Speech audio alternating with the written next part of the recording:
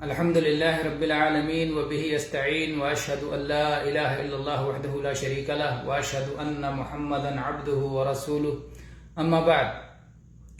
میرے بھائیو، آج کے درس میں انشاءاللہ ہم اس بات پر گفتگو کریں گے کہ لیلۃ القدر میں کون سے اعمال مشروع ہیں، لیلۃ القدر میں کون سے اعمال شریعت سے ثابت ہیں جو ہمیں کرنا چاہیے. اس سلسلے میں سب سے پہلا کام ہے قیام اللیل، اور اس کی دلیل نبی کریم صلی اللہ علیہ وسلم کی وہ حدیث ہے جس کے راوی ابو ہریرہ رضی اللہ عنہ ہیں،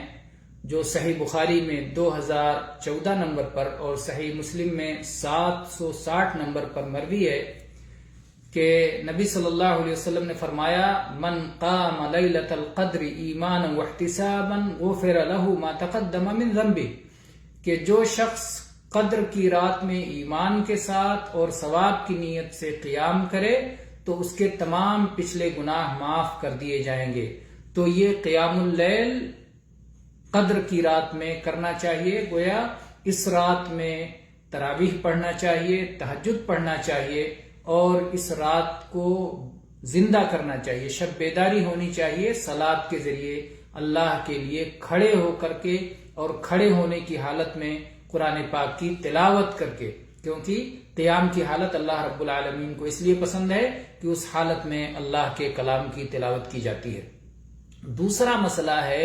اعتکاف. اعتکاف دراصل کیا ہی اس لیے جاتا ہے تاکہ لیلۃ القدر مل جائے. جو آدمی آخری 10 راتوں کو اعتکاف کرے گا انشاءاللہ تعالی اسے لیلۃ القدر ضرور مل جائے گی، کیونکہ انہی آخری 10 راتوں میں ہے. اور نبی کریم صلی اللہ علیہ وسلم اعتکاف اسی لیے فرماتے تھے تاکہ لیلۃ القدر حاصل ہو جائے، قدر والی رات حاصل ہو جائے. چنانچہ اس سلسلے میں آپ صحیح بخاری کی وہ حدیث دیکھیں جو 2027 نمبر پر ہے، اور صحیح مسلم کی وہ حدیث دیکھیں جو 1167 نمبر پر مروی ہے کہ نبی صلی اللہ علیہ وسلم نے فرمایا: من کان اعتکف معی فلیعتکف العشر الاواخر وقد اریت هذه الليلة ثم انسیتها وقد رأيتني اسجد في ماء وطين من سبيحتها فالتمسوها في العشر الاواخر والتمسوها في كل وتر. اللہ کے نبی کریم صلی اللہ علیہ وسلم نے عشرہ ثانی کو، دوسرے عشرہ کو اعتکاف فرمایا، اور اس کے بعد میں جب اعتکاف ختم کرنے کا وقت ہوا تو آپ نے فرمایا کہ جن لوگوں نے میرے ساتھ اعتکاف کیا تھا اب وہ آخری عشرے کا اعتکاف کریں، کیونکہ درمیانی عشرے میں لیلۃ القدر نہیں پائی گئی، لیلۃ القدر نہیں ملی، اور مجھے اس رات کی نشانی دکھائی گئی ہے لیکن میں اسے بھول گیا ہوں. یہ رات مجھے دکھائی گئی. اللہ کے نبی صلی اللہ علیہ وسلم فرماتے ہیں: وَقَدْ أُرِيتُ هَذِهِ اللَّيْلَةَ ثُمَّ أُنْسِيتُهَا، مجھے یہ رات دکھلائی گئی لیکن پھر مجھے بھلا دی گئی اللہ تعالیٰ کی طرف سے. گویا اب مجھے یاد نہیں رہا متعین طور پر کہ وہ رات کون سی ہے، لیکن اس کی ایک علامت آپ کو یاد رہی جو آپ نے بیان فرمایا کہ میں اپنے آپ کو دیکھ رہا ہوں کہ اس رات کی جب صبح ہو رہی ہے تو میں مٹی اور پانی، کیچڑ میں سجدہ کر رہا ہوں. مٹی اور پانی یعنی بارش ہونے کی وجہ سے، صبح بارش ہونے کی وجہ سے زمین بھیگ جائے گی، اور بھیگی ہوئی زمین پر مٹی اور پانی ملی ہوئی صورت میں میں سجدہ کر رہا ہوں. اور وہ رات بعد میں پھر آئی. آپ نے فرمایا اس لیے اس رات کو آخری عشرے میں تلاش کرو، آخری 10 دنوں میں تلاش کرو، اور آخری 10 دنوں میں بھی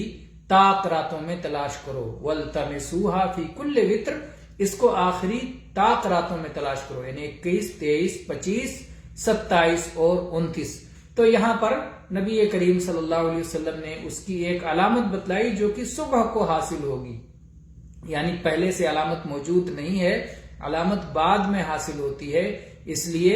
پہلے سے انسان کو ہر رات میں محنت کرنا ہے. کہیں ایسا نہ ہو کہ صبح وہ علامت دیکھیں تو کفے افسوس ملنا پڑے کہ رات تو نکل گئی. اس لیے ہر رات قیمتی ہے. اسی طرح سے ان لیلۃ القدر میں جو عمل مشروع ہے اس میں سے ایک عمل دعا ہے. اس کے ذریعے سے اللہ کی قربت حاصل کی جائے. اور اس کی دلیل عائشہ رضی اللہ عنہا کی وہ حدیث ہے جس میں وہ کہتی ہیں کہ میں نے کہا اے اللہ کے رسول، وہ کہتی ہیں قلت یا رسول اللہ ارأیت ان علمت ای لیلۃ لیلۃ القدر ما اقول فیہا، اے اللہ کے نبی صلی اللہ علیہ وسلم مجھے بتلائیے اگر مجھے معلوم ہو جائے کہ کون سی رات قدر والی رات ہے تو اس رات میں کیا کہوں، کون سی دعا پڑھوں؟ قال قولی، اللہ کے نبی صلی اللہ علیہ وسلم نے فرمایا کہ یہ دعا پڑھو اللہم انک عفو تحب العفو فاعف عنی، اے اللہ تو بہت معاف کرنے والا ہے، تیرا نام ہے عفو، تیرے اندر معافی اور درگزر کرنے کی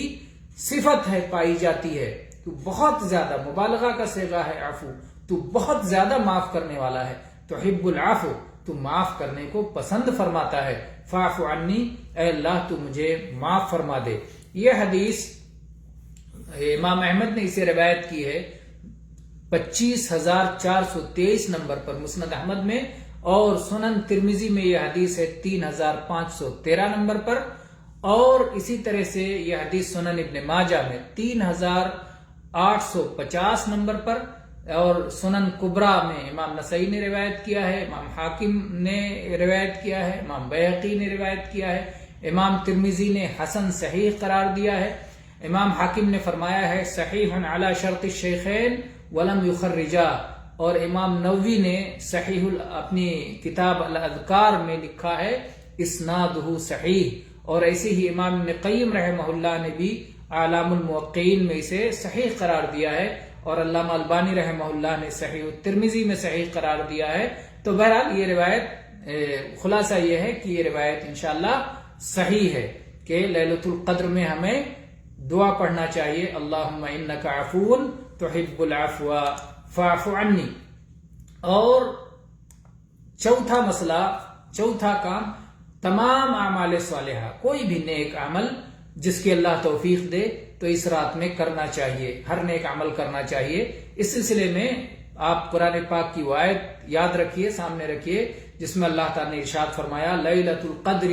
خیر من الف شہر، کہ قدر والی رات 1000 مہینوں سے بہتر ہے۔ بہت سے مفسرین نے اس کی تفسیر میں فرمایا ہے یعنی اس رات میں کوئی بھی عمل کرنا 1000 مہینوں میں عمل کرنے سے بہتر ہے، تو کیونکہ اللہ تعالیٰ اس رات میں وہ خیر تقسیم کرتا ہے جو 1000 مہینے میں بھی وہ خیر تقسیم نہیں ہوتا، 1000 مہینوں میں بھی وہ خیر تقسیم نہیں ہوتا، اس لیے جو بھی نیک عمل اس رات میں کیا جائے گا وہ 1000 مہینوں سے بڑھ کر ہوگا۔ اس سلسلے میں آپ دیکھیے تفسیر قرطبی دیکھیے کہ انہوں نے مفسرین کا یہ قول نقل کیا ہے۔ تو آج ہم نے ذکر کیا کہ لیلۃ القدر میں ہمیں کیا کام کرنا چاہیے۔ لیلۃ القدر میں ہمیں قیام اللیل کرنا چاہیے، لیلۃ القدر میں ہمیں اعتکاف کرنا چاہیے، لیلۃ القدر میں ہمیں دعا پڑھنی چاہیے، اور لیلۃ القدر میں زیادہ سے زیادہ اعمال صالحہ کرنا چاہیے۔ واللہ تعالی اعلم، وصلی اللہ علی نبینا وسلم، والحمد للہ رب العالمین۔